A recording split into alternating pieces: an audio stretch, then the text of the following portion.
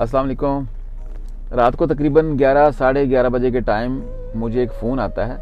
हमारे एक मोहसिन दोस्त भी हैं, मुझसे काफ़ी सीनियर हैं, तजर्बे के लिहाज से भी, उम्र के लिहाज से भी, और हमारे वेंडर भी हैं, सप्लायर। उनसे हम काम करवाते हैं मुख्तलिफ प्रोजेक्ट्स के ऊपर। तो मुझे फ़ोन करके किसी अपने मुलाजम के बारे में पूछते हैं कि क्या वो बंदा आपके पास तो नहीं आ रहा, अप्रोच तो नहीं कर रहा आपके पास नौकरी के लिए।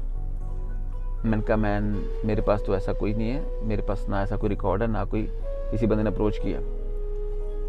वो कह रहे थे मैंने फिर भी चेक करना, मुझे पता चला था कि आपके पास कोई बंदा अप्रोच कर रहा है नौकरी करने के लिए। मैंने कहा जी मेरा एक रिकॉर्ड है और मेरा एक उसूल है ज़िंदगी का कि जिन लोगों के साथ मैं काम करता हूँ उनके बंदे मैं कभी नहीं तोड़ता, ना हायर करता हूँ। मिसाल के तौर पर जो क्लाइंट्स हैं उनके पास जो लोग काम करते हैं और जो वेंडर्स हैं, सप्लायर्स हैं, उनके पास जो लोग काम करते हैं,